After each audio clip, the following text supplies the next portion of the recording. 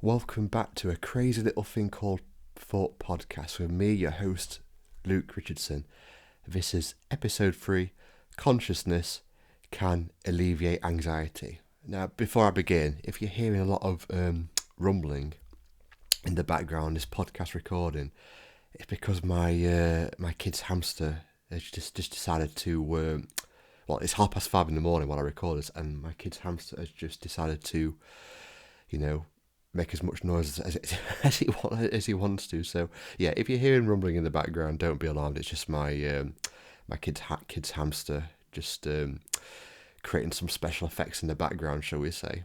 So where were we? Oh yeah. So episode 3, Consciousness Can Alleviate Anxiety, on a crazy little thing called Thought Podcast by me, Luke Richardson. Now, I explained on the previous podcast recording, the previous video, that we are thinking beings, we are thinking creatures. So yeah, we've got that. We think, but we're also conscious. And we can prove that in this discussion that without consciousness, you can't tell you're alive.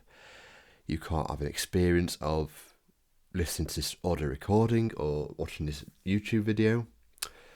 You can't have an experience of going to work, and you can't have an experience going out to a meal at a fancy restaurant without having consciousness. So, what do we mean by understanding consciousness? Well, if you as an individual understand that you think and that you are a conscious being, then you understand that your experience is fluid, is temporary, is never fixed. So when your level of consciousness rises, your understanding rises, then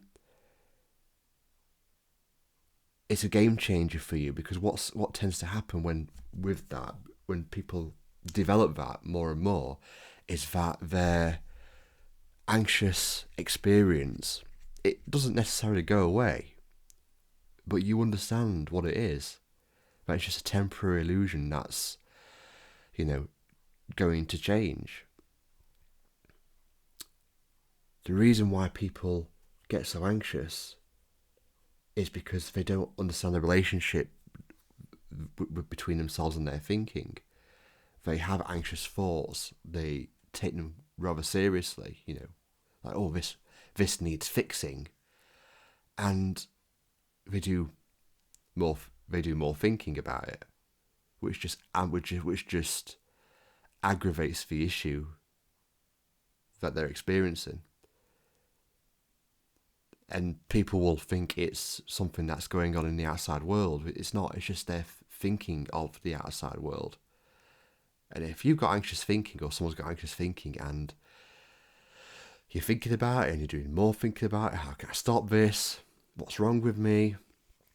What will people think about me? And so on and so on. So you're building all these onion skin layers of thinking.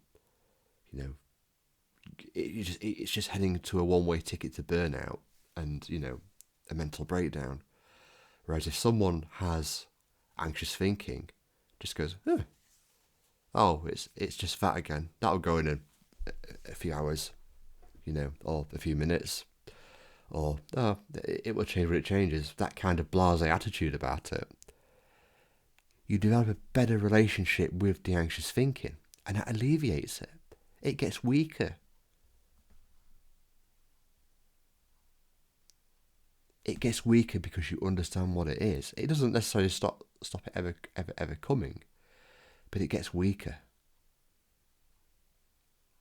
That's huge. That's a massive thing to understand and know. And there's a simplicity about that, but we face complexity with it because of how we've been brought up. Cast your mind back to when you were a child at school. From kindergarten or nursery ages, or primary elementary school, you got told by the teachers. It's not their fault, by the way. Before I go into this, that's the way the training was taught, the way they've been brought up. the way the system has taught them. So that's all they understood. But from the get go, we were told when we were younger, you better be thinking about this, or you're not taking it seriously enough. You know, you get it, don't you? That's the kind of, you know, all around the world, that was the kind of advice we were given. We better be thinking hard about this, because if we're not thinking hard about it, we're not taking, you know, the topic or subject seriously enough, or life seriously enough. And there's an innocence to that, because the total opposite is true. The less we think about something, the less we get fixated on something,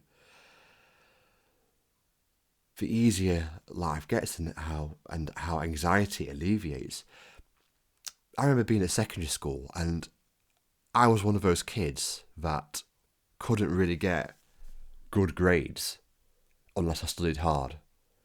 Periods I couldn't just wing it like other kids seem to be able to do, and it used to baffle me. Other kids just seem to not really study or revise, do the exam, and get, you know, top dog grades. Whereas I'd really study hard, and I'd only really get mediocre grades back. You know, D's, C's, B's, no higher than B pluses. You know, I was all right with that, but it just used to baffle me. It used to blow my mind how I used to study so hard. And by the way, I could only get those type of grades I've just said I got if I studied. If I wasn't studying, I'd probably end up getting D's, E's, F's, fail. You know, whatever the education system was, and so on. Other kids just seem to barely revise and be able to, you know, get top grades. Why do we think that is? Well, if you really think about it, the answer's kind of obvious. If you're thinking about something, you know, chronically, like I probably was about the exam, oh, this is just the exam, it's a 2-hour exam, I can't write very well, you know, what the question's going to be, am I going to pass, and so on and so on and so on. I was doing a lot of thinking about studying and the exam, whereas other kids would probably have less thinking about it. And the irony is they did better because they weren't burdened by the pressure of doing an exam. It was like water off a duck's back for them. And you could probably relate to it too. Or you could relate to it yourself if you were one of those kids. You probably didn't really think, if you got good grades at school, you probably didn't really think or stress about it too much. You were relaxed. And it paid off for you because you did the exam and you passed with flying colours. Whereas other people who really, really think about the syllabus and really getting bogged down by the pressure of it, probably didn't do too bad, but it didn't do great either. And I was one of those kids. And it's all innocence. Like I say, we were taught from an early age at school to study hard and, you know, revise. You better be thinking about this, or you're not taking it seriously enough. And, you know, the total opposite is true. The less we think about it, to allow space, allow that empty space we have by not thinking about something much, to come with wisdom. And, you know, you know, that's just an example about being young and being, you know, back at school and doing exams again. That works for everything. You know, if you're chronically thinking about work, it's the same thing. If you allow room for wisdom to enter your mind, it alleviates stress and anxiety. It brings fresh ideas. Your relationships with people, your colleagues, your family will go through the roof. You know, they'll go to other levels you could never have dreamed of. The human potential is endless if we understand how the mind actually works. Our world gets quite small if we're being strangled by, you know, thoughts, and that's not particularly helpful for us. So let's just recap of what we've discussed on this podcast audio recording so far. As I said before in previous videos, if you prefer the YouTube versions, the video versions of these recordings, I'll be putting these on YouTube also, just so you're aware. So let's just recap on what we've discussed. So we are thinking beings. We are conscious beings. We can't have an experience of life without being conscious. Consciousness allows us to have an experience of life, moment to moment, every moment of the day, 24 hours a day, 7 days a week, 365 or 366 days a year, depending on if it's a leap year or not. And when we develop a real deep understanding of thought, of consciousness, that can help you alleviate your anxiety. You raise your level of understanding in life, you raise your level of understanding of thought and consciousness, you will just thrive naturally, because thriving naturally is your true nature. Feeling good is your birthright. Feeling good via a tranquil, neutral, blank canvas mind, which you can fill with experience, is your birthright. You weren't designed to live. You weren't designed to live. If you're feeling anxious, if you're feeling stressed, it doesn't matter what it's about, but what you think it's about. But if you're feeling those things, you weren't born in this world to go to that hotel, if you want to say that metaphor. You weren't designed to go to a hotel that was a nightmare, basically, that was full into bits, that was, served rubbish food, that, had noisy guests. All that is just a metaphor, by the way. I'm not talking about hotels or criticising, the hospitality industry. What I'm trying to say is, you weren't designed for a life of misery, no matter what your circumstances are. I've said before, your circumstances have nothing to do with your psychological experience. You weren't designed to survive. You weren't designed to suffer. You were designed to thrive, my friend. You were designed to, do great things. You were designed to feel good. You were designed to, connect with other people. You were designed to be an abundance of joy and love. You weren't designed for chronic stress and, being at the mercy of an experience. You were designed for a hell of a lot more for yourself. Yeah.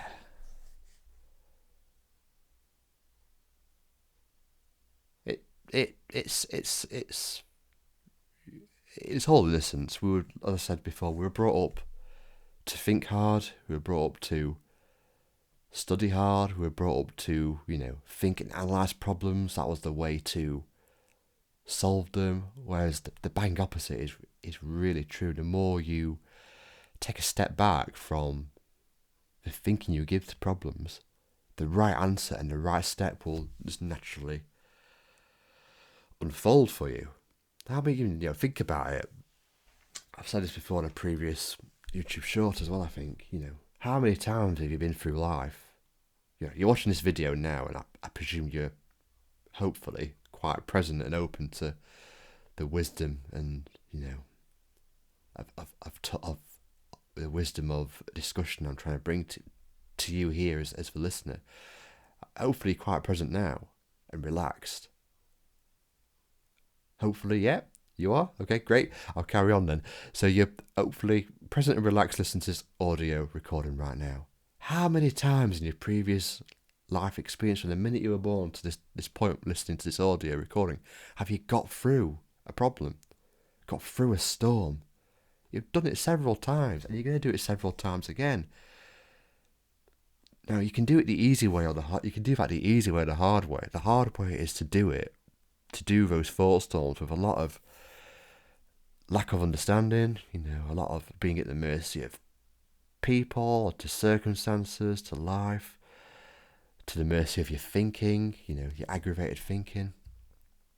Or you can do it the easier way, which is developing a higher understanding of how life and the mind really works. And, if you're hitting a physical problem out there, that's being made even harder by a lot of, heavy metal noise that's going on in your mind about it.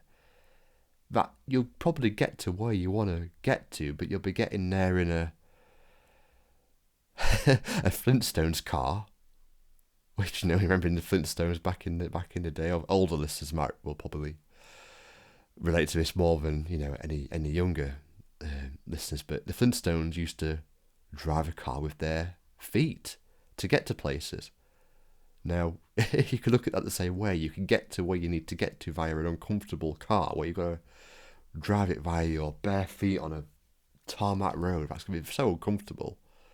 Or you can do it via a petrol engine car. That's going to, with a little bit of foot on the gas pedal, going to get you there with a lot more ease.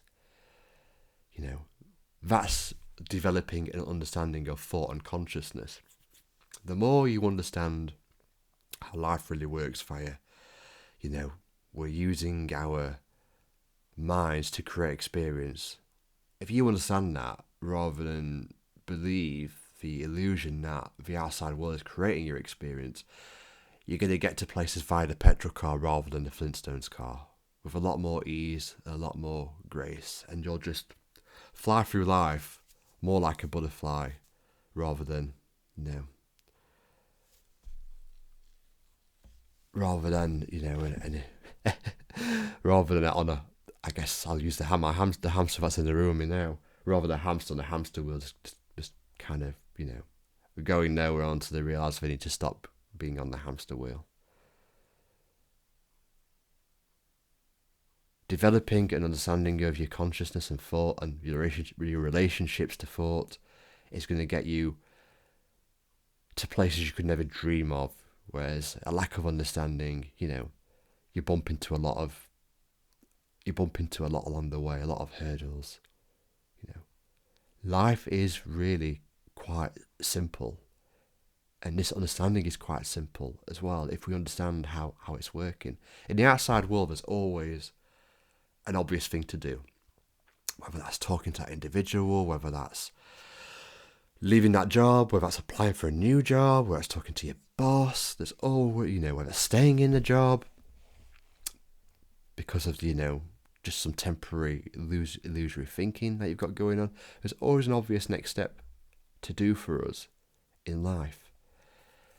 Whether it's go to a food bank, whether that's go to the supermarket to buy food, there's always an obvious next step in our outside world. And understanding consciousness and thought can help you a lot with that, because the two aren't linked as we seem to believe they are. If you understand that, my thinking is just, a festival of people, a group of people going to a festival making noise, the festival's going to end. That's absolutely huge. I'm not, when I say that thought and circumstances aren't related, which is true, I'm not saying that you shouldn't be, improving your external circumstances if you can do, that would be silly. If you have a chance to get to a bigger flat for the same, rent price, that's going to help you massively. It would be, if you've got a chance to get to a new flat for the exact same rent that's got a lot more square footage than you have at the moment, then you probably should go for that. I'm not saying you shouldn't, or if you've got a better job opportunity to get to, not saying you shouldn't leave that job to go to a better job. What I'm trying to point to is that that out there and the relationship with your thinking is not related. So if you can understand that when your thinking quiets down, you can make better choices that influence the outside world, that's a game changer for you, and you'll flow through life a lot more effortlessly. I won't ramble on particularly anymore. I hope I've made the point I wanted to make quite clear on this episode 3 of this podcast recording. So I created a little thing called Thought with me, Luke Richardson. Episode 3, Consciousness Can Alleviate Your Anxiety. Developing a higher level of understanding of thought and consciousness can help you with your mental issues that you have going on in your mind, and can help you make better decisions in the outside world as well. Take care. I'll see you in the next recording. Thank you.